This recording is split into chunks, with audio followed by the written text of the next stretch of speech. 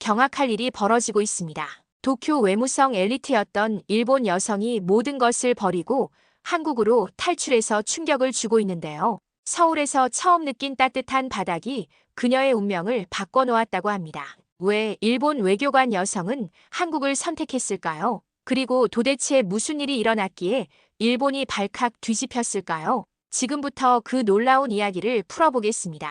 잠깐 3초 만에 누를 수 있는 좋아요와 구독 버튼을 꾹 눌러주시면 영상 제작에 큰 도움이 됩니다.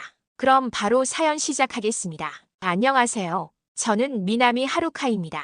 38세 일본 외무성 소속 외교관으로 서울 주재 일본 대사관에서 3년째 근무하고 있습니다.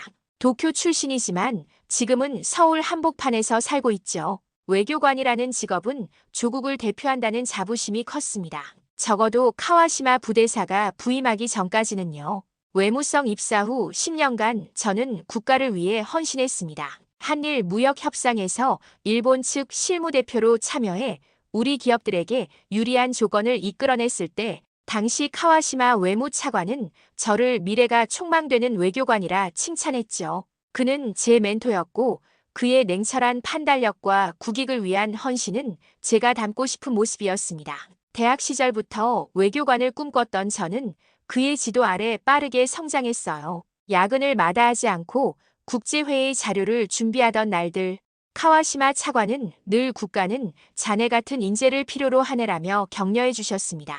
그의 인정은 제게 큰 자부심이었죠. 그가 서울 부대사로 부임했을 때 처음엔 기뻤어요. 함께 일할 수 있다는 생각에 들떴죠. 하지만 그는 달라져 있었습니다. 눈빛에서 차가운 야망이 느껴졌어요. 아마도 본국의 정치적 압력이 그를 바꾸었을 겁니다. 일본의 경제 침체가 장기화되면서 외교관들에게 더 공격적인 태도를 요구했으니까요. 미나미 씨, 이 기획안은 뭐요? 이 정도로는 본국의 체면이 서지 않소. 카와시마 부대사가 제 보고서를 책상에 던졌습니다. 우리는 일본의 얼굴이요. 실패는 용납되지 않소. 지금 일본은 위기에 처해 있소. 외교관들이 더 강력하게 밀어붙여야 할 때요. 대사관 직원들 사이에선 그를 얼음왕이라 불렀습니다. 차가운 성격과 냉정한 판단, 그리고 한국에 대한 노골적인 경멸감 때문이었죠. 저도 처음엔 그의 방식이 합리적이라 생각했어요. 결국 우리는 일본을 대표하는 사람들이니까요. 하지만 무언가 마음 한구석이 불편했습니다. 어느 날 대사관 회의실에서 카와시마 부대사가 교민 보호 예산을 삭감하자고 제안했을 때 저는 처음으로 반대 의견을 냈습니다. 해외 거주 일본인들의 안전은 우리의 우선 과제입니다. 그의 차가운 시선을 받으면서도 제 의견을 굽히지 않았어요. 결국 예산은 유지되었지만 카와시마 부대사와의 관계에 균열이 생기기 시작했습니다. 그날 대학로 극장에서 열린 일본 문화 홍보 행사는 예상보다 많은 인파가 몰렸지만 분위기가 이상했습니다. 입구에서는 소규모 시위대가 피켓을 들고 있었어요. 위안부 문제 해결하라. 후쿠시마 오염수 방류 중단 같은 문구들이었죠. 행사장 안의 반응도 차가웠습니다. 무대 뒤에서 카와시마 부대사가 오늘은 절대 실수가 없어야 하오. 본국에서 중요 인사들이 결과를 기다리고 있소라고 압박했어요. 제 목에 땀이 흘렀습니다.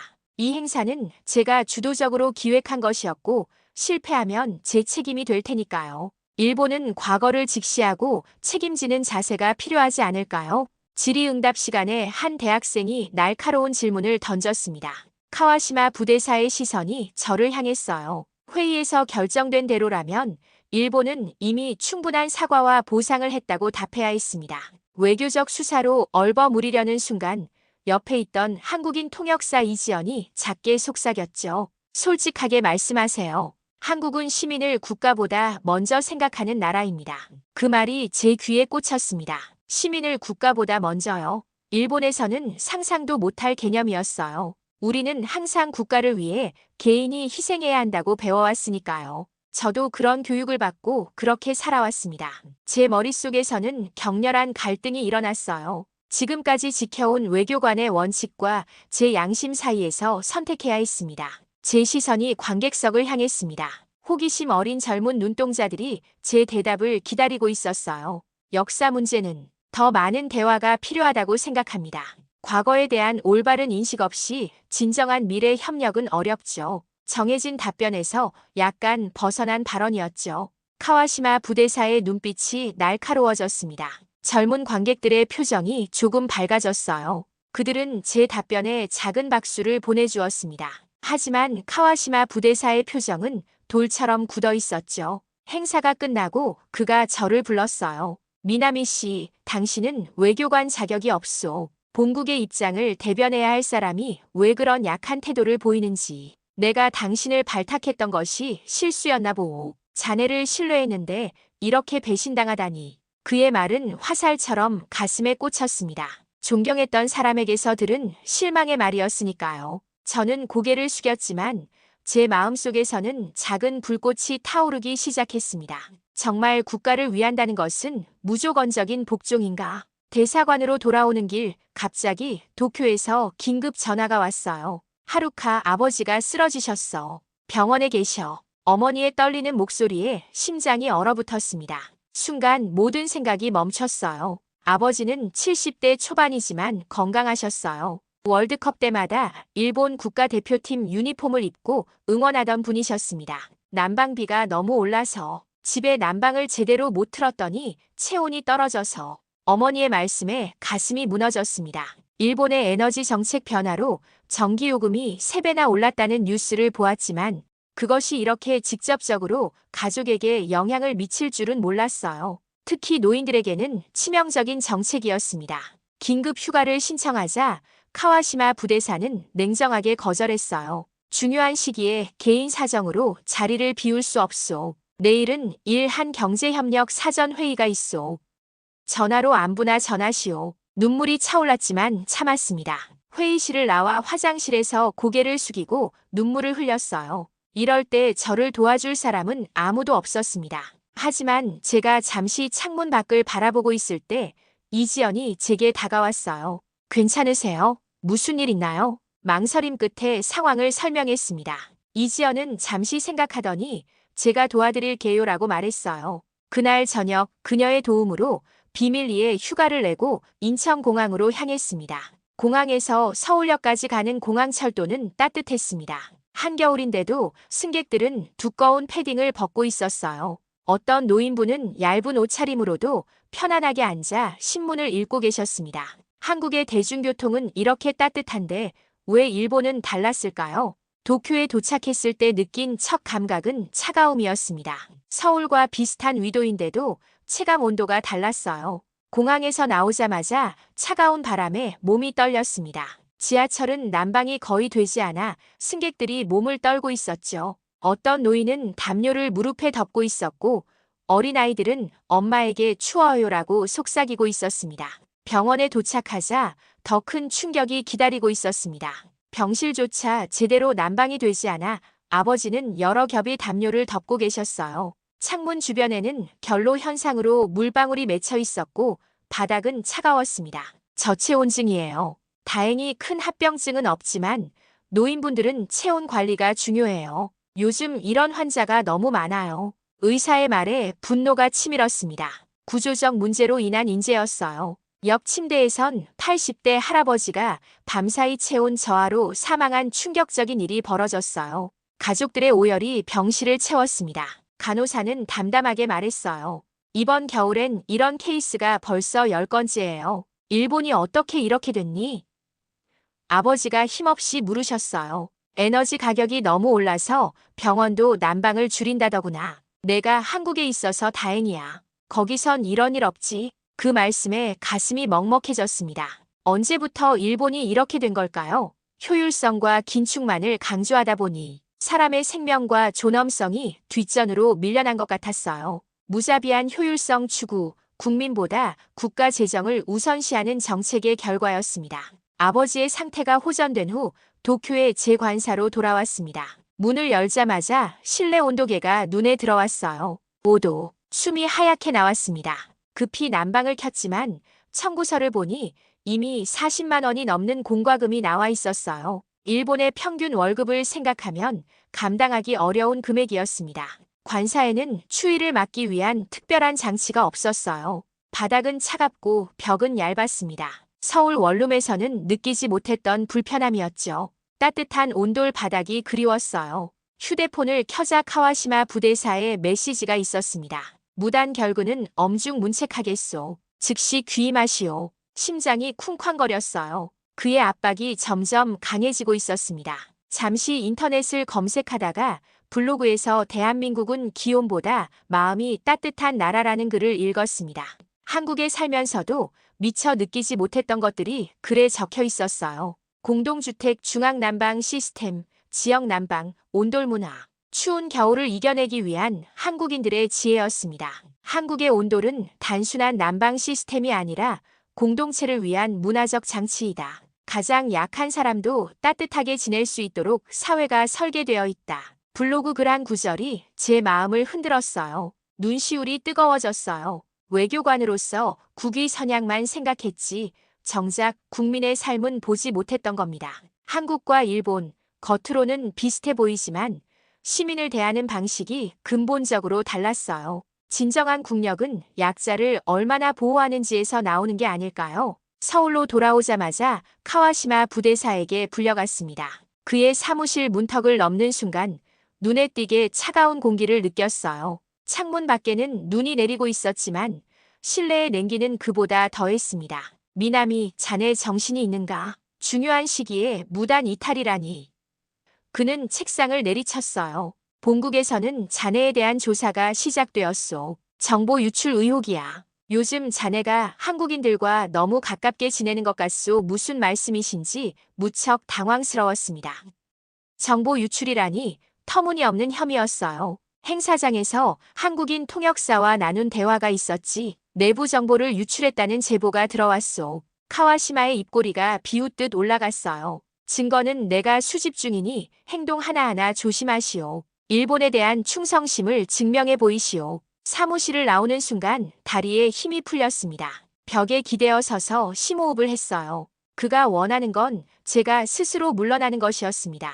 근거 없는 혐의로 압박하는 거죠. 이지연을 의심한다는 건 말도 안 됐어요. 그녀는 한국인이지만 대사관에서 가장 성실한 직원 중 하나였습니다. 이지연에게 연락해 상황을 설명했죠. 카와시마 부대사가 우릴 감시하고 있어요. 조심하세요. 그녀의 얼굴이 굳어졌어요. 그 사람 예전부터 한국계 직원들에게 특별히 가혹했어요. 작년엔 한 직원이 사표를 쓰고 나갔죠. 점점 대사관이 감옥처럼 느껴졌습니다. 동료들의 시선은 피하고 사적인 대화는 줄어들었어요. 모든 이메일과 문서가 감시당하는 것 같았습니다. 하지만 저는 제 임무를 포기할 수 없었어요. 진정한 외교관으로서 해야 할 일이 있었으니까요. 일주일 후 한일 경제협력회의가 있었습니다. 제가 담당하는 중요한 협상이었어요. 카와시마 부대사는 제가 실패하길 바라는 눈치였지만 저는 모든 경험과 전문성을 쏟아부었습니다. 회의 전날 밤새 자료를 검토하고 양국의 경제 통계를 분석했어요. 한국의 수출입 구조, 일본 기업들의 한국 내 투자 현황, 상호 무역 장벽 등 모든 데이터를 머릿속에 넣었습니다. 외교관으로서 이런 전문성은 제 자부심이었어요. 한국 측 대표와의 개인적 신뢰를 바탕으로 양국에 모두 이익이 되는 절충안을 이끌어냈어요. 첨단 소재 분야에서 일본의 기술력과 한국의 제조 경쟁력을 결합한 공동 프로젝트를 제안했죠. 회의장에서 제 발표가 끝났을 때 한국 측 대표들이 먼저 박수를 쳤습니다. 미나미님은 진정한 프로페셔널이십니다. 일본을 대표하면서도 상호 존중의 원칙을 지키시는 모습이 인상적입니다. 한국 측 수석 대표의 말에 자부심이 느껴졌습니다. 이런 순간을 위해 외교관이 된 거였어요. 그러나 카와시마 부대사의 표정은 더욱 어두워졌어요. 협상 성공이 그에겐 불만이었던 겁니다. 그는 한국에 대한 우위를 점하고 싶었던 거죠. 그날 저녁 회식 자리, 술에 취한 그가 속내를 드러냈습니다. 한국은 과장된 나라야. 겉으로는 화려해도 속은 비어있어. 서울의 번화가 뒤편으로 가봐. 얼마나 초라한지. 그의 목소리에 도끼가 서렸어요. 일본은 한국을 리드해야 해. 너무 부드럽게 나가면 그들은 우리를 존중하지 않아. 제 가슴 속에서 무언가 끌어올랐습니다. 더 이상 침묵할 수 없었어요. 저는 그렇게 생각하지 않습니다. 한국은 시민을 먼저 생각하는 나라입니다. 우리가 배울 점이 많습니다. 제가 본 한국은 사람을 중심에 두는 사회였어요. 테이블에 침묵이 흘렀어요. 동료들의 놀란 눈빛이 느껴졌죠. 카와시마 부대사의 눈빛이 독사처럼 변했습니다. 자네가 외교관이라는 걸 잊었나? 우리는 일본을 대표하는 사람들이야. 개인 의견은 필요 없소. 국익을 생각하지 않는 자는 외교관 자격이 없어. 하지만 진실을 보는 것도 외교관의 임무가 아닌가요? 진정한 국익은 단기적인 우위가 아니라 장기적인 상호 이해에서 나온다고 생각합니다. 제 목소리가 떨렸지만 물러서지 않았습니다.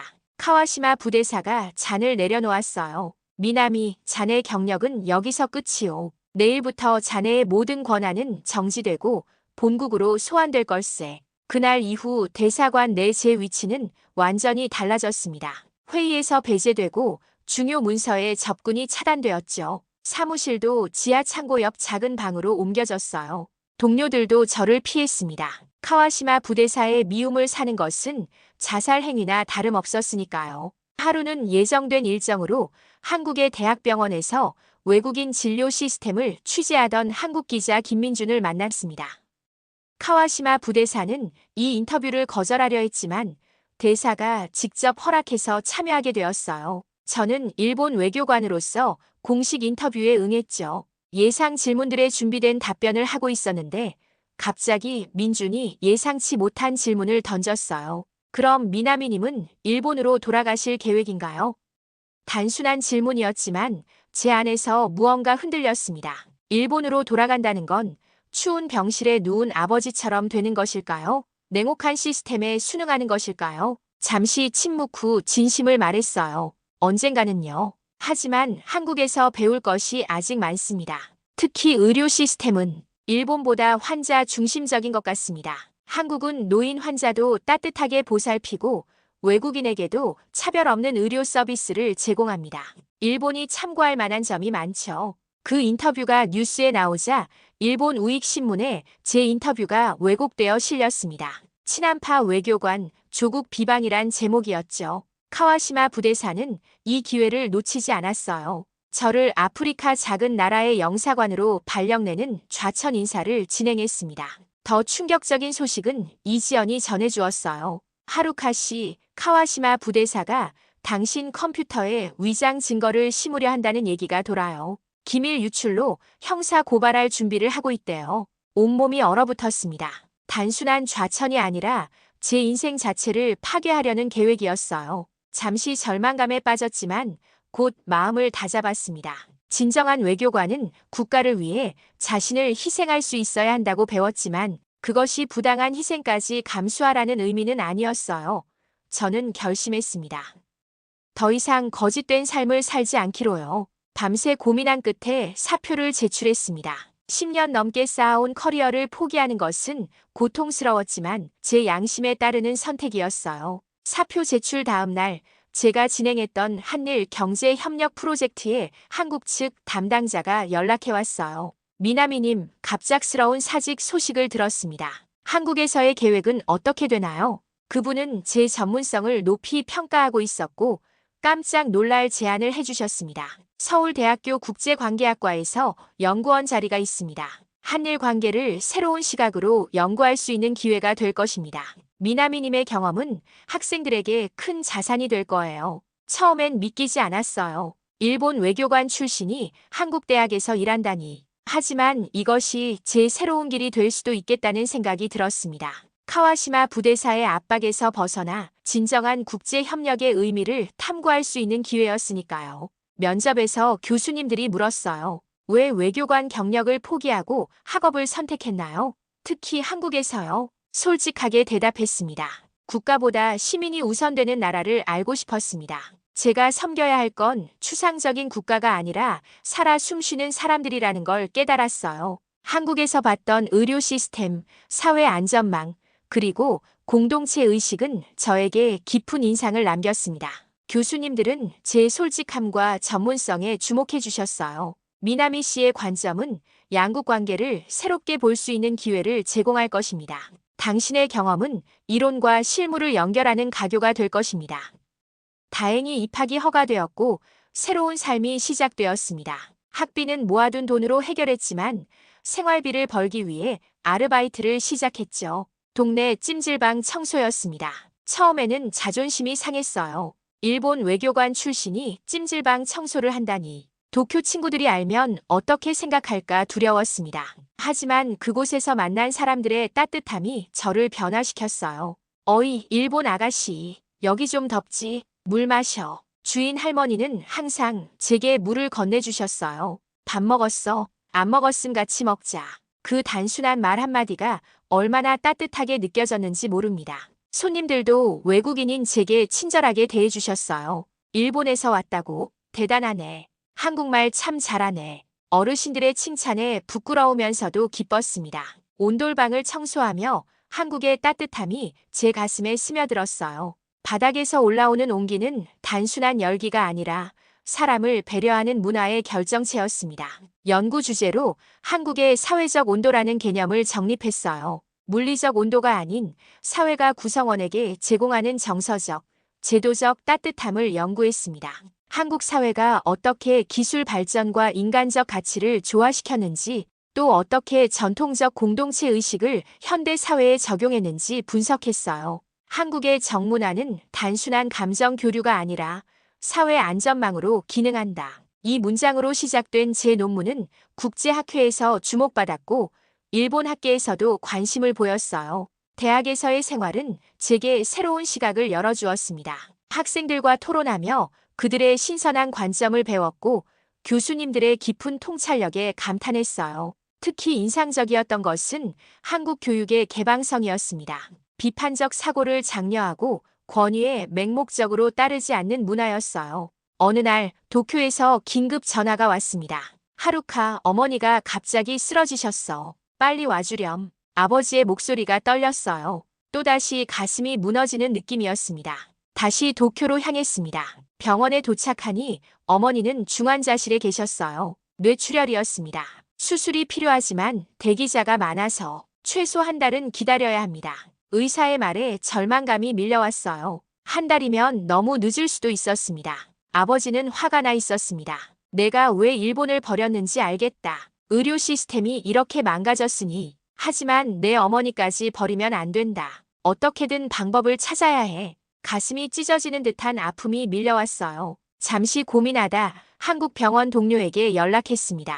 그것이 어머니를 살릴 유일한 방법이라고 생각했거든요. 기적적으로 서울의 대학병원에서 어머니를 받아주기로 했어요. 외국인 응급 환자였지만 48시간 내에 수술이 가능하다는 거였습니다. 아버지를 설득하는데 시간이 걸렸어요. 일본 병원이 안 된다고 한국으로 데려간다니 말도 안 돼. 처음엔 완강히 거부하셨지만 제가 한국 병원의 영상과 자료를 보여드리고 무엇보다 어머니의 상태가 악화되자 마음을 바꾸셨어요. 내가 책임져라. 아버지의 무거운 한마디였습니다. 그것은 신뢰의 표현이기도 했어요. 일본 의료진들의 놀란 표정 속에서 어머니를 위한 긴급 이송이 진행되었습니다. 한국으로 간다고요? 위험할 수도 있어요. 의료진들의 우려가 이해는 됐지만 지금 상황에선 그것이 최선의 선택이었어요. 어머니는 서울로 이송되었고 도착 24시간 만에 성공적인 수술을 받았습니다. 수술 후 주치의는 일본에서 한 달 더 기다렸다면 위험했을 겁니다라고 말했어요. 그 말을 전해들은 아버지의 표정이 변했습니다. 병원 복도에서 아버지가 저를 안아주셨어요. 내가 옳았어. 내가 편견을 가지고 있었구나. 목이 메어 말씀하셨습니다. 평생 강직하게 살아오신 아버지의 눈에서 눈물이 흘렀어요. 그 순간 제 선택이 틀리지 않았다는 확신이 들었습니다. 병원에서 놀라운 일이 일어났어요. 복도에서 카와시마 전 부대사와 마주친 겁니다. 그는 어딘가 지쳐 보였어요. 저를 보자마자 잠시 얼어붙은 듯 서 있더니 곧 고개를 숙여 인사했습니다. 미나미 씨, 여기서 뭐 하는가? 알고 보니 그의 아내도 같은 병원에서 치료 중이었습니다. 일본 병원에서 제대로 된 치료를 받지 못해 한국으로 온 것이었죠. 아이러니한 상황에 웃음이 났지만 그의 표정에서 진심 어린 걱정이 보였어요. 미나미 나는 미안하오. 카와시마의 목소리가 떨렸어요. 내가 그때 당신을 그렇게 대한 건 내 자신의 두려움 때문이었소. 변화를 두려워했던 거요. 일본이 쇠퇴하는 걸 인정하고 싶지 않았던 거요. 그의 사과는 진심처럼 들렸습니다. 부대사님, 이젠 중요하지 않아요. 우리 모두 자신의 길을 찾아가고 있는 중이니까요. 부인께서는 괜찮으신가요? 카와시마는 고개를 숙였습니다. 당신이 맞았소. 한국은 우리가 배울 점이 많은 나라요. 아내가 여기서 치료받고 나서야 깨달았소. 일본에서는 고위 공무원 부인인데도 적절한 치료를 받지 못했소. 그런데 여기선 외국인인데도 존중받고 있소. 그의 고백은 제게 큰 위로가 되었어요. 때로는 가장 강력한 적이었던 사람에게서 인정을 받는 것이 가장 큰 승리일 수 있다는 걸 느꼈습니다. 어머니가 회복된 후 서울 근교에 작은 집을 구해 함께 살기 시작했습니다. 아버지도 한국 생활에 적응해 가셨어요. 처음엔 음식이 맵다고 투덜대셨지만 점점 된장찌개와 김치를 즐기게 되셨죠. 일본에선 느끼지 못했던 것들이 여기 있구나. 이웃들이 이렇게 친절할 줄이야. 아버지는 동네 노인정에서 바둑을 두며 새로운 친구들을 사귀셨어요. 언어가 달라도 바둑판 위에서는 통했나 봅니다. 아버지의 말씀에 뿌듯했습니다. 민중 기자가 찾아와 인터뷰를 제안했을 때 저는 과거가 아닌 미래에 초점을 맞추기로 했어요. 일본인이 바라본 한국 사회의 따뜻함이라는 주제로요. 국가 간 갈등이 아닌 시민들의 상호 이해와 존중에 대해 이야기했습니다. 한국과 일본은 역사적 갈등을 넘어 시민 차원의 교류와 상호 학습을 통해 더 나은 미래를 만들 수 있습니다. 저는 그 가능성을 직접 경험했어요. 진심을 담아 말했습니다. 그 인터뷰 시리즈는 예상치 못한 반향을 일으켰습니다. 일본에서도 번역되어 소개되었고 양국 관계에 작은 물결이 일었어요. 제 이야기에 공감하는 일본인들의 메시지가 쏟아졌습니다. 나도 한국에 가보고 싶다. 진짜 그렇게 따뜻한 나라인가요? 한국 시민권을 신청했을 때 이민관이 물었습니다. 왜 한국을 선택했나요? 일본으로 돌아갈 수 있잖아요. 미소 지으며 대답했어요. 제가 배운 최고의 외교는 국민을 따뜻하게 해주는 일이었습니다. 한국에서 저는 진정한 삶의 가치를 찾았어요. 이곳이 제 집입니다. 시민권 취득 소식이 알려지자 일본 극우 단체로부터 협박 메일이 왔습니다. 매국노, 배신자라는 단어들이 화면을 채웠어요. 처음엔 두려웠지만 곧 의연해졌습니다. 제 선택에 후회는 없었으니까요. 그것은 국가에 대한 배신이 아니라 더 나은 가치를 향한 선택이었습니다. 더 놀라운 일은 그 다음에 일어났어요. 카와시마 전 부대사가 제 연구실로 찾아온 겁니다. 그는 크게 변해 있었어요. 더 이상 권위적인 모습은 없었고 소박한 평상복 차림이었습니다. 미나미, 당신의 인터뷰 시리즈를 봤소. 많은 생각을 하게 되었소. 그의 목소리는 진정성이 느껴졌어요. 나도 일본으로 돌아가지 않기로 했소. 아내가 이곳의 의료 시스템에 의존하고 있기도 하고 무엇보다 나 자신이 변화가 필요했소. 카와시마는 자신이 준비 중인 프로젝트에 대해 말했어요. 일본 청년들을 위한 문화 교류 프로그램이었습니다. 국경을 넘어선 따뜻함이라는 주제로요. 미나미 씨가 함께 해주면 좋겠소. 당신의 경험은 젊은이들에게 큰 가르침이 될 것이오. 그의 제안에 기꺼이 동의했습니다. 저는 미나미 하루카가 아닌 한국 이름 이하루로 살게 되었고 카와시마는 자서전 얼음왕의 해빙을 준비하고 있었어요. 지금은 일본 청년들에게 한국을 소개하는 강의를 하고 있습니다. 매년 수십 명의 학생들이 한국으로 유학을 오고 일부는 저처럼 한국에 정착하죠. 때로는 조국을 배신했다는 비난을 받기도 하지만 더 이상 아프지 않아요. 국경은 인위적인 선에 불과해요. 진짜 중요한 건 어떤 가치를 선택하느냐죠. 강의 시간에 자주 하는 말입니다. 학생들의 눈빛이 반짝이는 걸 볼 때마다 보람을 느껴요. 어제는 도쿄에서 온 대학생 그룹을 서울 도심 투어로 안내했습니다. 청계천 앞에서 한 학생이 물었어요. 선생님, 정말 후회 없으세요? 일본을 떠나신 것이요. 잠시 생각했어요. 그리고 미소 지었습니다. 후회는 없어요. 내가 찾은 건 단순히 다른 나라가 아니라 진정한 집이었으니까요. 가끔은 익숙한 것을 떠나야 진정한 자신을 찾을 수 있어요. 제 이야기는 한 사람의 선택에 관한 것이지만 더 큰 의미가 있다고 생각합니다. 국경을 넘어선 인간 존엄의 회복, 그것이 진정한 외교가 아닐까요? 저는 여전히 일본을 사랑합니다. 하지만 이제는 국가가 아닌 사람을 먼저 생각하는 법을 배웠어요. 서울의 따뜻함이 제 인생을 바꾸었습니다. 때로는 작은 온기 하나가 세상을 바꿀 수 있다는 것을 믿습니다. 강한 나라가 아닌 따뜻한 나라를 선택한 제 결정이 어쩌면 진정한 국력이 무엇인지 보여주는 작은 증거가 될 수 있지 않을까요? 오늘의 이야기는 여기까지입니다. 오늘 사연이 재미있으셨다면 구독과 좋아요, 알림 설정까지 부탁드립니다. 더 흥미로운 이야기로 돌아오겠습니다.